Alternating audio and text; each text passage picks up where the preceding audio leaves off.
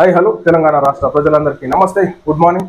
ఈ రోజు మన ప్రజావాణి పత్రికల మెయిన్ పేజ్ వార్తా విశేషాలు చూద్దాం. సో దయచేసి మీరందరూ మాకు సపోర్ట్ చేయండి. ప్రజలారా మా ఛానల్ ని సబ్స్క్రైబ్ చేయండి. న్యూస్ పేపర్ ప్రోగ్రామ్ ఏదైతుందో మీ సోషల్ మీడియా గ్రూప్స్ లో షేర్ చేయండి. మమ్మల్ని తప్పకుండా ఆదరిస్తారని చెప్పేసి, మా ఛానల్ ని కూడా సబ్స్క్రైబ్ చేయాలని చెప్పేసి కోరుతా ఉన్నాను. ఇక వార్తా వివరాలు ముచ్చట్లెట్లెట్లుగా చూద్దాం.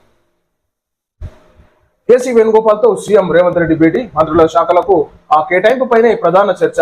మంత్రులకు శాఖల కేటాయింపుపైనే ప్రధాన చర్చ. కొత్త మంత్రులకు ఆ శాఖల కేటాయింపుపై ఢిల్లీలో హైకమాండ్ సమాలోచనలు చేస్తోంది. ఈ సందర్భంగా మంత్రివర్గంలో పలువురి ఆ శాఖల మార్పు, ప్రస్తుతం ఆ సీఎం దగ్గర ఉన్న పలు కీలక శాఖలను ఇతరులకు ఇచ్చే అంశంపై సుదీర్ఘంగా చర్చ జరిగింది.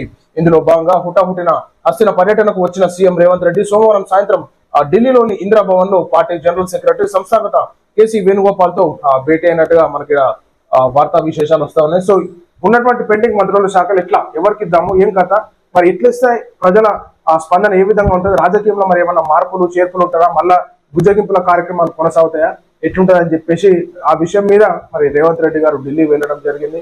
సో అక్కడ చర్చలు జరిపిన అంతరం మరి స్థానిక సంస్థల ఎలక్షన్స్ తర్వాతనా లేకపోతే స్థానిక సంస్థల ఎలక్షన్స్ కి ముందా ఎంత చర్చలు జరుగుతుంటాయి అనమాట. ఓట్లను మనం ఎట్లా రాబట్టుకోవాలి, మళ్ళా కాంగ్రెస్ పార్టీకి పూర్వ వైభవం ఎట్లా తీసుకురావాలి, కొంత మటుకు సర్దుమణిగినట్టుగా మనం చూసుకోవచ్చు తెలంగాణ రాష్ట్రం. ఎందుకంటే ఈనాడు ఎస్సీలకి మాదిగా అదేవిధంగా బీసీ సామాజిక వర్గానికి చెందిన వాళ్ళకి మరి మంత్రివర్గంలో చోటు దక్కడం, సో కొంచెం ఏదైతే సానుభూతి పొందొచ్చు కాంగ్రెస్ పార్టీ మీద, వాళ్ళ ఓట్లు మార్క్ ప్లస్ అయితే అన్నట్టుగా ఈ విధమైనటువంటి డ్రామాలు స్టంట్లు కొనసాగుతాయి అనమాట. కాబట్టి ఈనాడు ఏం చేసినా ఎంత ఊదేసి మంత్రము గుగ్గిలమ్మాయి సచ్చేసి పోగజల్లా కానీ ప్రజలకు అంత అవగాహన ఉంది, మీరు ఏమేమి చేస్తున్నారు, ఎట్లెట్లా ప్లాన్ చేస్తున్నారు అని చెప్పేసి. సో ప్రజలకి మనోభావాలకి సో నమ్మకం ఉంటే మాత్రం ఖచ్చితంగా ఓట్లేస్తారు. స్థానిక సంస్థలల్లో రిజల్ట్ ఏందో కాంగ్రెస్ పార్టీ చూస్తుంది. తెలంగాణలో భారీగా పెరిగిన బస్ పాస్ ధరలు. తెలంగాణ రాష్ట్ర రోడ్డు రవాణా సంస్థ టీజీఆర్టీసీ ప్రయాణికులకు షాక్ ఇచ్చింది. వివిధ రకాల బస్ పాస్ల ధరలను గణనీయంగా పెంచుతుంది. నిర్ణయం తీసుకుని ఈ పెంచిన ఛార్జీలు సోమవారం జూన్ 9 నుంచి అమల్లోకి వచ్చాయంటే ఇక మరి తెలంగాణలో బస్ పాస్ ఏదైతే ఛార్జెస్ పెంచినట్టుగా మనం చూసుకోవచ్చు. ఎందుకంటే ఇప్పుడు కాలేజీలు స్టార్ట్ అయితే ఇక స్కూలు పిల్లలు అయితేనేమి, అదేవిధంగా కాలేజు డిగ్రీలు చదివే పిల్లలకి ఈనాడు బస్ పాస్లతోనే అక్కడికుంటుంది. కాబట్టి బస్సులలో ఇక పెంచినట్టుగా రేటు వచ్చినట్టుగా చూసుకోవచ్చు. సమగ్ర శిక్ష అభియాన్ నిధులు స్వాహా, అంతా నా ఇష్టం అంటూ వ్యవహరిస్తున్న ఆ ఉపాధ్యాయ సంఘంలో రాష్ట్ర ఉపాధ్యక్షుడు అదే గర్వంతో నిధులు స్వాహా చేశారు. బోయిన్పల్లి మోడల్ స్కూల్ ప్రిన్సిపల్ అవినీతి అరాచకం మామూలుగా లేదు, సమగ్ర విచారణకు సిరిసిల్ల జిల్లా కలెక్టర్ ఆదేశం అన్నట్టు మనం చూసుకోవచ్చు. ఇక ఈ విధమైనటువంటి చదువు దోపిడీ జరుగుతుంది అనమాట. ప్రజలారా ఇప్పుడు స్కూల్ స్టార్ట్ అవుతున్నాయి, ఇక ఇష్టం వచ్చినట్టు దోపిడీ అనమాట. రూల్స్ ఉన్నాయి, రెగ్యులేషన్స్ ఉన్నాయి. రాజన్న సిరిసిల్ల జిల్లా బోయిన్పల్లి పాఠశాల విధులను తెలిసిన వారికి తాత్కాలిక మరియు ఒప్పంద సిబ్బందానికి బదిలీ చేసి అట్టి మొత్తాన్ని వారి నుండి యూపీఐ ద్వారా తన బ్యాంకు ఖాతాకు మళ్లించుకొని అవినీతికి పాల్పడుతున్న ఓ ప్రిన్సిపల్ ఉదాంతం ఇటీవల వెలుగులోకి వచ్చింది. ఇదంతా ఏదంటే అమాయకులు కనిపిస్తే కథం ప్రజల దోసుకోబోతుంటారు. ఇష్టానుసారంగా ప్రజలని మొత్తం రక్తం వాళ్ళ కుప్పి వదిలేసేదాకా ఇచ్చిపెట్టారు. ఇలాంటి స్కూళ్ళు ఏమైనా ఉంటే ప్రజలు ఖచ్చితంగా ఈనాడు మీడియా సంస్థలను ఆశ్రయించండి. ఎందుకంటే ఈనాడు మీడియాల వల్ల చాలా మటుకు సమస్యలు పరిష్కారం అవుతాయి. పత్రికా విలేకరులు ఉన్నారు, స్థానికంగా ఉండేటటువంటి విలేకరుల దగ్గరికి వెళ్ళండి, మీ సమస్యలను చెప్పుకొని ఆ సమస్య పరిష్కరించుకునే విధంగా ఇలాంటి స్కూలు యాజమాన్యాలు అవినీతి ప్రిన్సిపల్ గారు అవినీతి అధికారులు ఎవరైనా ఉంటే ఖచ్చితంగా మీడియా సంస్థలను ఆశ్రయించి ప్రూఫ్లతో సహా పెడితే ఖచ్చితంగా న్యాయం జరిగే విధంగా చేస్తారు. Sub English model medium school Sircilla nursery to 7th class and play school Venkateswara temple road Gandhi Chowk Sircilla అన్నట్టు మనం చూసుకోవచ్చు. Subs English medium school Sircilla అన్నట్టు. సో ఇతర కరికులర్ యాక్టివిటీస్ కానీ, సో స్పోర్ట్స్ పైన అవగాహన కార్యక్రమాలు అయితేనేమి, సో అదేవిధంగా డాన్సింగ్, పెయింటింగ్ ప్రతి ఒక్కటి ఈనాడు మనం చూసుకోవచ్చు. ఆ ప్లే స్కూల్ లాగా మరి అడ్మిషన్స్ ఓపెన్స్ అన్నట్టు. ఆ ప్రిన్సిపల్ గారి నెంబర్ 9849969027.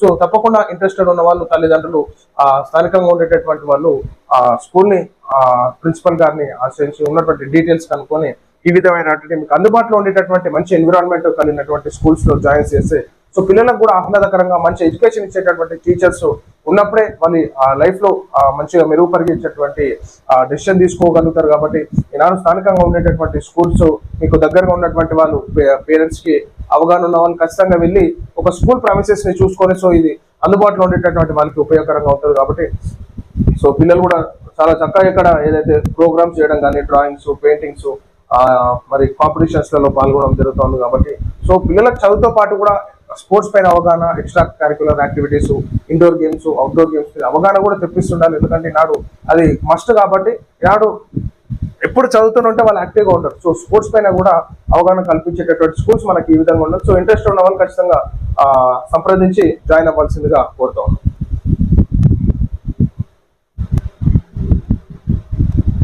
పసుపు బోర్డు కార్యాలయ ప్రారంభోత్సవానికి కేంద్ర హోంమంత్రికి ఆహ్వానం. దేశవ్యాప్తంగా పసుపు రైతులకు చారిత్రాత్మక మైలురాయి అయిన తెలంగాణలోని నిజామాబాద్ లో జాతీయ పసుపు బోర్డు ప్రధాన కార్యాలయాన్ని కేంద్రం హోం సహకార మంత్రి అమిత్ షా చేతుల మీదుగా ప్రారంభోత్సవానికి ఎంపీ ధర్మపురి అరవింద్, జాతీయ పసుపు బోర్డు చైర్మన్ పల్లె రంగారెడ్డిలు ఆహ్వానం అందజేసినట్టుగా చూసుకోవచ్చు. అయితే గతంలో ప్రజలకు హామీ ఇచ్చిన పసుపు బోర్డు నేను తీసుకొని వస్తా అన్నట్టు ధర్మపురి అరవింద్ గారు. సో ఎట్టకలక అది సక్సెస్ అయింది. సో అది ప్రారంభోత్సవానికి మరి అమిత్ షా గారిని పిలవడం జరుగుతుంది.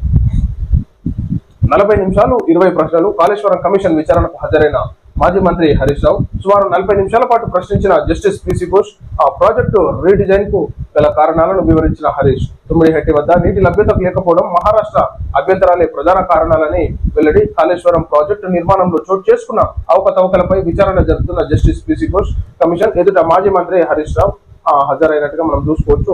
40 నిమిషాలు 20 ప్రశ్నలు వేసినట్ట. 20 ప్రశ్నలకు మన హరీష్ రావు టకా సమాధానం చెప్తూనే ఉంటాడు. ఎందుకంటే ముందే అన్ని ప్రిపేర్ అవుతుంటాడు కదా.